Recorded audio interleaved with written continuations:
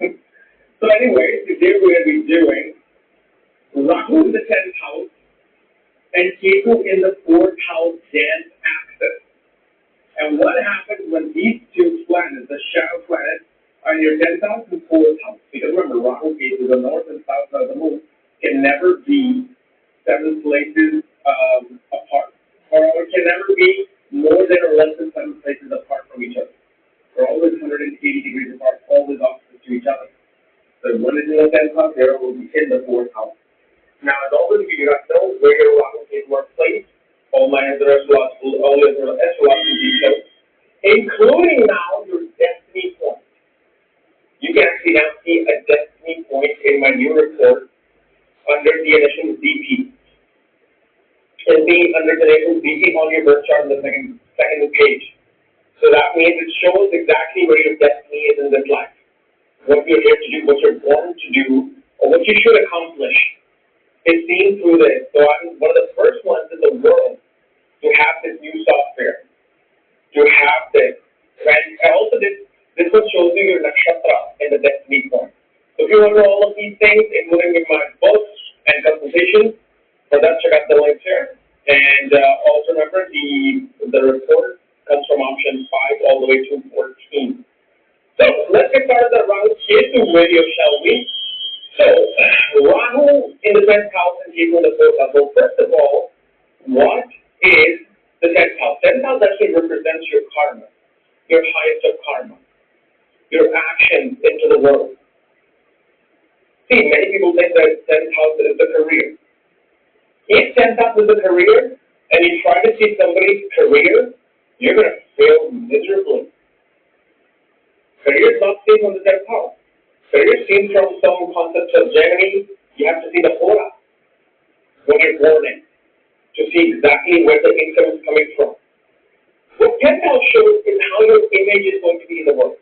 What type of an image, circumstances, reputation do you want and get through your actions in this life? That's the 10th house. Then you have the 4th house. 4th house is a house of mother, comfort, happiness, vehicles, real estate, land. So that's the 4th house. Now you have Rahu in the 10th house, Ketu in the 4th house. Ketu represents your past. Ketu represents the karmas you're bringing in this life to pay back for. Ketu represents our expertise, right? It represents where we always feel comfortable. Like no matter what happens, man, I can always fall back to this thing and it just gives me comfort. It may not help me, it may not make me rich, but it just gives me comfort. That's what Ketu is. But wherever Ketu is, you have to pay some karma back there. Or maybe you will leave some karma from there. Good or bad? Again, we got to see how Ketu is, what sign it's in, where the dispositor is placed. All this check for the dispositor of Rahu and Ketu. And they will tell you how the situation is. But 10th house and 4th house are the two places where we can really understand the sun. 10th house is where the sun is at Imamkul. You know, it's at its highest place. You can see it. It's the noon time. 4th house is the furthest point down in the south, the other side of the world, where sun is rising. So 4th house represents night. 4th house represents during that midnight hour. Here, sun is the weakest, according to text, astrological text. Is that really the case? No. What this shows, remember, wherever sun is in your chart, it shows the light, where the light is always shining, where this it's like this beacon is. Okay, beacon is always lighting. So if it's in your 4th house, okay, shows there's just this strong connection with the home. Always somehow things are related to the home. You're making money from the home. You're enjoying life from the home. So this is why the 10th house and 4th house are very important. Because we also have to understand this is where the big bala concept comes in from the sun. Rahu is his future life.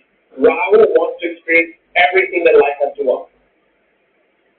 everything that Vishnu has to offer, Brahma has to offer, Rahu wants to take it. You know, it's like your gamers, those professional gamers who are in the simulator playing. They're playing for the championship and they're so good at it. That's what Rahu is.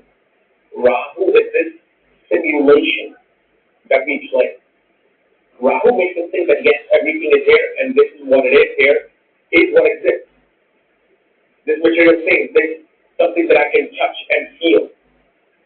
But as soon as the game is over, you're out of the simulator and you see the real thing around you. So Rahu represents our immature experiences in the class. Something that we're not really good at, but we're here to experience. So we're playing this video game. We don't know what the right next round is. We don't know who's coming. We don't know where the dragon is coming. Where that the bad guy is gonna come and shoot. So these are the two things we're always dealing with. Rahu in the 10th house and Ketu in the 4th house. The dance you always play is your outer life, inner life, outer life. Rahu here shows one is always wanting to have a great image in the world. They really want people to respect them. That's what the main thing is. They want to come out as something which is far bigger than everything else, which is far more magnificent than anything else, even though they may not be. They want to portray that image that I am magnificent, I am worthy to be the leader, to be the king. Why is Rahu wanting to be the leader and the king in the 10th house? This is where the sun concept comes in, where the sun gets its full big power. 10th house, the direction strength for the sun is the 10th house. Rahu there kind of acts like that exalted sun, kind of acts like that 10th house sun that respects me because I am something, I'm providing something, I have the talent to be respected. But then there's that Ketu of the 4th house. Whenever there's this dissatisfaction that comes in from the 10th house,